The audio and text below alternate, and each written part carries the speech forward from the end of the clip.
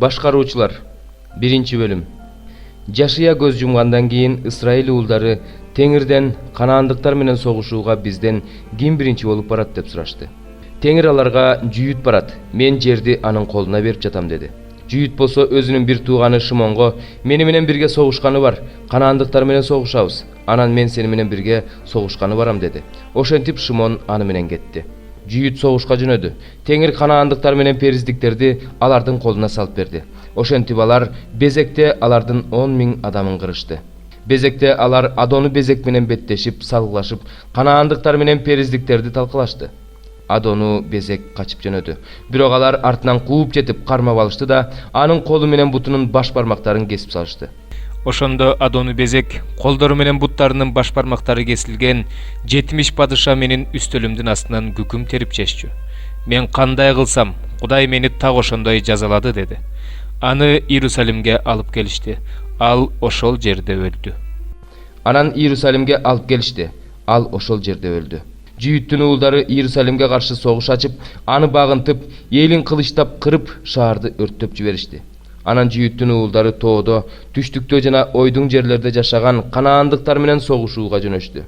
Анан Жүйүт Хеброндо жашаган, Хеброндун мурунку аты Кирият Арба болчу. Канаандыктарга кол салып, Шейшайды, Акиманды, Талмайды өлтүрдү. Ал жерден ал Дебирдин тургундарына каршы жөнөдү. Дебирдин мурунку аты Кирият Сейпер болчу. Ошондо Калеб ким Кирият Сейперди талкалап аны басып алса, ага кызым Аксаны аялдыкка берем деди. Ал жерди Калебдин иниси Кеназдын уулу Отниел басып алды. Калеб ага кызы Аксаны аялдыкка берди. Кыз узай турган болгондо Отниел ага атаңдан жер сура деп үйрөтүп койду. Ошондо ал эшектен түштү. Калеб кызынан сага эмне керек деп сурады. Акса атасына батаңды бер, сен мага түштүк жерин бердиң, суу башаттарын да бер деди. Калеб кызына жогору жактагы башатты да, төмөн жактагы башатты да берди. Мусанын кайнатасы Кени Итронун уулдары Жүйүттүн уулдары менен Курма шаарынан чыгып, Араттын түштүгүндөгү Жүйүт чөлүнө барышты да, эл арасына отурукташып калышты. Жүйүт бир тууганы Шимон менен барып, Сепатта жашаган Канаандыктарды кыйратты. Ошондон улам бул шаар Хорма деп аталып калган. Жүйүт ошондой эле Азаны, Ашкелонду, Экронду тегерек чети менен басып алды. Теңир Жүйүт менен болду. Ал тоо аймагын ээлеп алды. Бирок өрөөндө жашагандарды кууп чыгалган жок, анткени алардын темирден жасалган майдан арабалары бар эле. Муса айткандай, Калебке Хебронду беришти. Калеб ал жерден Анактын 3 уулун кууп чыкты. Бирок Иерусалимде жашаган Жебустуктарды Бенжамин уулдары кууп чыгышкан жок. Жебустуктар Бенжамин уулдары менен Иерусалимде бүгүнкү күнгө чейин бирге жашашат. Ошондой эле Жусуптун уулдары да Бейтелге каршы аттанышты. Теңир алар менен болду. Жусуптун уулдары Бейтелди карап чыгышты. Шаардын мурдагы аты Луз эле. Сакчылар шаардан келе жаткан адамды көрүп, ага бизге шаарга кире турган жерди көрсөтүп берсең, сага ырайым кылабыз дешти. Ал шаарга кире турган жерди көрсөтүп берди. Алар шаарды кылычтап кыйратышты да, тиги кишини урук туугандар менен кое беришти. Ал киши хеттиктердин жерине барып, шаар куруп, аны Луз деп атады. Ал бүгүнкү күнгө чейин ошондой аталат. Менаше, Бейт-Шеянда, Таанакта, Дордо, Иблеемде, Мегидодо жана алардын карамагындагы шаарларда жашаган элдерди кууп чыккан жок. Ошентип Канаандыктар ошол жерлерде кала беришти. Исраил күч алганда Канаандыктарга салык төлөтүп койду, бирок аларды кууп чыккан жок. Эфраимда Гезерде жашаган Канаандыктарды кууп чыккан жок. Канаандыктар алардын арасында Гезерде жашап калышты. Забулунда Китрон менен Налолдун тургундарын кууп чыккан жок. Канаандыктар алардын арасында жашап, салык төлөп калышты. Ашырда Аконун, Сидондун, Аклаптын, Аказиптин, Хелбанын, Апектин жана Рехоптун тургундарын кууп чыккан жок. Ашыр ушул жерлерде жашаган Канаандыктардын арасында жашап калды, анткени аларды кууп чыккан жок. Напталыда Бейт-Шемештин, Бейт-Анаттын тургундарын кууп чыккан жок. Ал ушул жерлерде жашаган Канаандыктардын арасында жашап калды. Бейт-Шемеш менен Бейт-Анаттын тургундары ага салык төлөп калышты. Аморлуктар Дан уулдарын өрөөнгө түшүрбөй, тоого сүрүп салышты. Аморлуктар Херес тоосунда, Аялондо, Шаалбимде жашап калышты. Бирок Жусуптун уулдары Аморлуктарды багындырып алышты. Аморлуктар аларга салык төлөп калышты. Аморлуктардын жери Акрабым дөңсөөсүнөн жана Селадан жогору карай кетет. 5-бөлүм. Safira деген аялы бар Анания деген киши менчик жерин сатты. Анан ал аялы менен макулдашып, сатылган мүлктүн акчасынан жашырып алып калып, калганын элчилердин колуна тапшырды. Ошондо Петрага Анания, эмне үчүн шайтанга жүрөгүңдөн орун берип, ыйык рухту алдап саткан мүлкүңдүн акчасынан жашырып алып калдың? Сатканга чейин талаа өзүңдүк эмес беле? Аны саткандан түшкөн акчага өзүң ээ эмес белең? Эмне үчүн ушундай ишке бардың? Сен адамдарды эмес, Кудайды алдадың деди. Анания бул сөздөрдү угары менен жерге жыгылып жан берди. Ошондо бул окуяны уккандардын бардыгын коркунуч басты. Жаш жигиттер орундарынан туруп, аны көргө коюуга даярдашты да алып чыгып көргө коюшту. Болжол менен 3 саат өткөндөн кийин болуп өткөн окуя жөнүндө эч нерсе билбестен анын аялы да келди. Петр андан жериңерди ушунчага саттыңар беле деп сурады. Ал ооба ушунчага сатканбыз деп жооп берди. Ошондо Петрага мындай деди: Теңирдин рухун сыноого кантип батындыңар? Күйөөңдү көргө койгондор эшиктен кирип келе жатышат. Азыр сени да алып кетишет.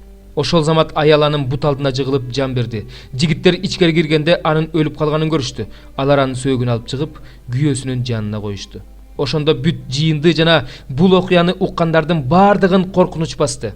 Элчилер аркылуу эл арасында көптөгөн кереметтер жана жышаандар көрсөтүлүп жатты. Ишенгендердин бардыгы бир ой тилек менен Сулайман үйүнө чогулуп жүрүштү.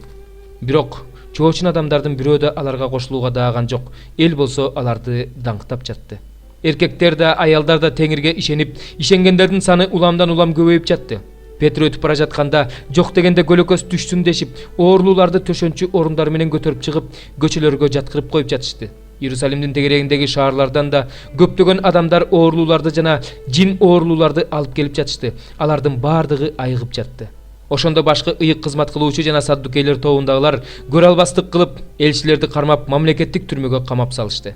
Бирок Теңирдин периштеси түн ичинде түрмөнүн эшиктерин ачып, аларды сыртка алып чыкты да, баргыла, ибадатканага кирип, элге өмүр жөнүндөгү ушул сөздөрдүн баарын айткыла деди. Алар бул сөздөрдү уккандан кийин эртең менен эрте ибадатханага кирип, элди окута башташты. Ошол учурда башкы ыйык кызмат кылуучу жана анын жанында жүргөндөр келип, Синедрионду жана Исраил аксакалдарын чакырышты да, элчилерди алып келиш үчүн түрмөгө кызматчыларды жиберишти.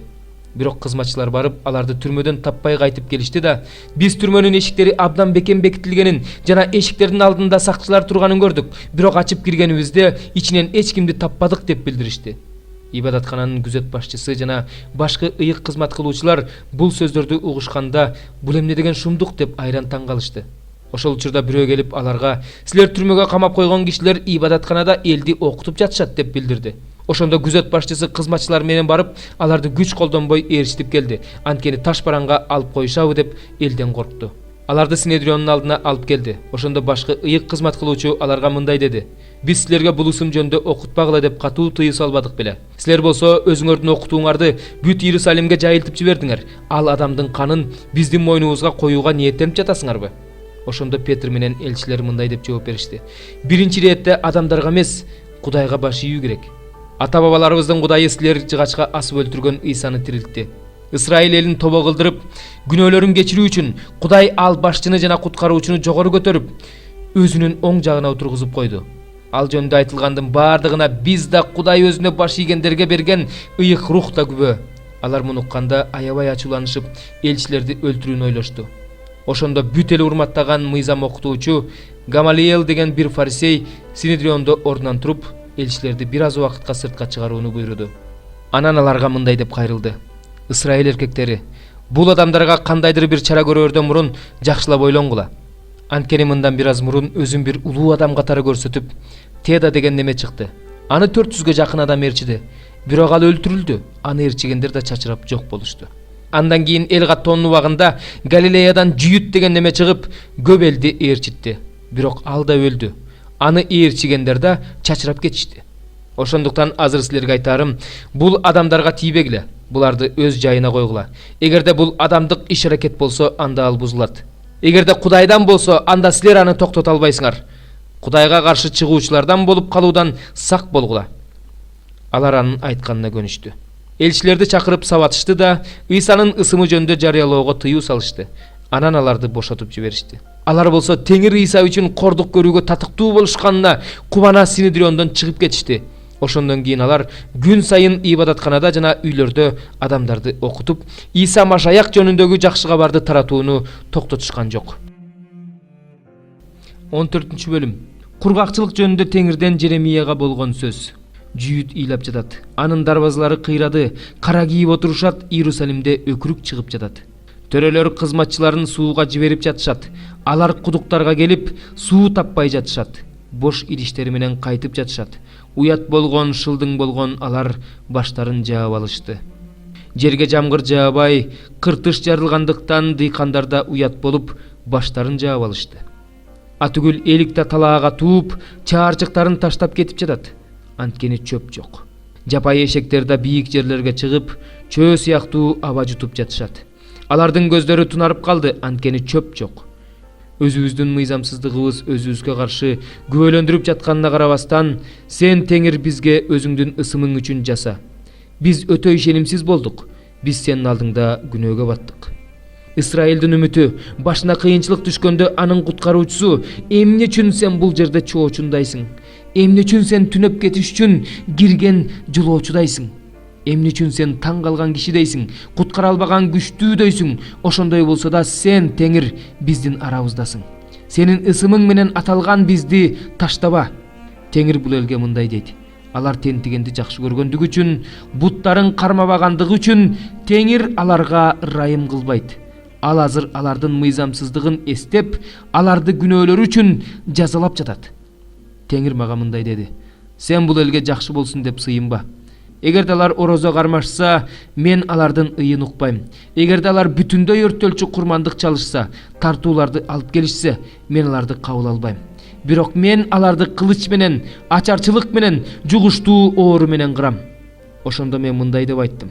Кудай Теңир, мына аларга пайгамбарлар мындай деп жатышат. Кылычты көрбөйсүңөр, силерде ачарчылык болбойт. Бирок мен силерге ушул жерде туруктуу тынчтык берем.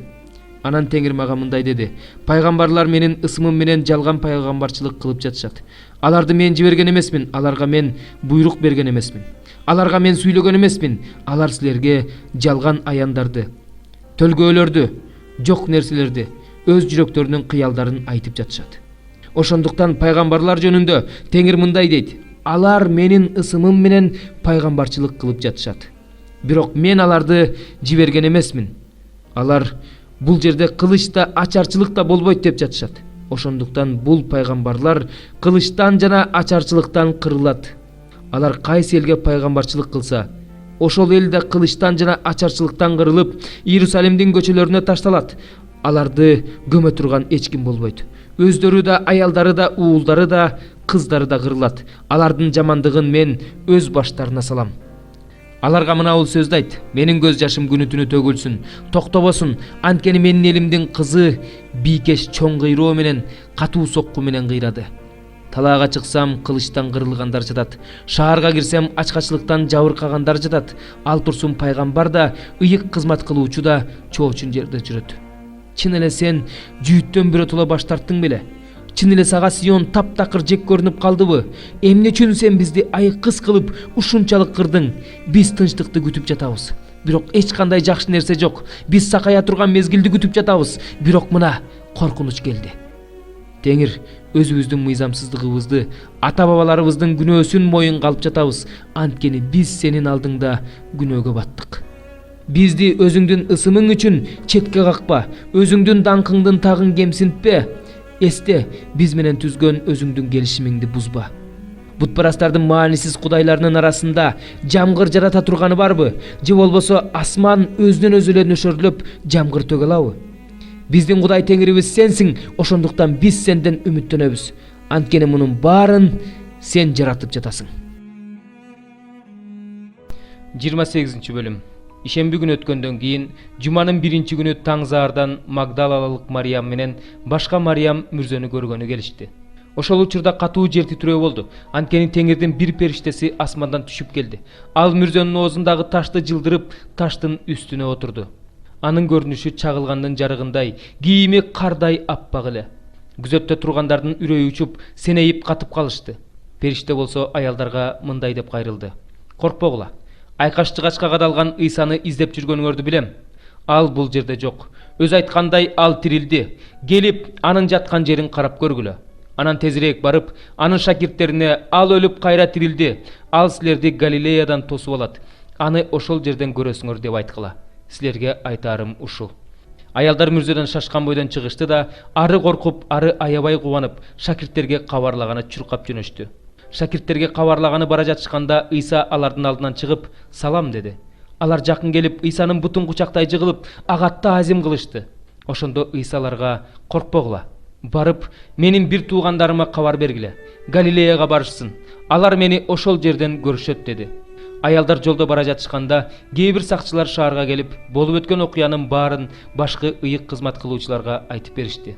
Башкы ыйык кызмат кылуучулар аксакалдар менен кеңешип, аскерлерге көп акча беришти да мындай дешти: "Силер биз уктап жатканда шакирттери келип, анын сөөгүн уурдап кетишти" деп айткыла.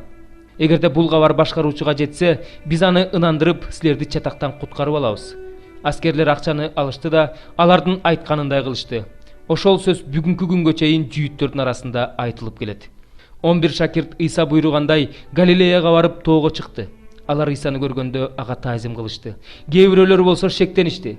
Ошондо Ыйса аларга жакын келип мындай деди: "Асмандагы жана жер үстүндөгү бардык бийлик мага берилди. Баргыла да бардык элдерди мага шакирт кылгыла. Аларды Ата, Уул жана ыйык рухтун атынан сууга чөмүлдүргүлө. Силерге буйругандарымдын бардыгын аткарууну аларга үйрөткүлө. Бул дүйнөнүн акырына чейин бардык убакта мен силер менен болом. Амин."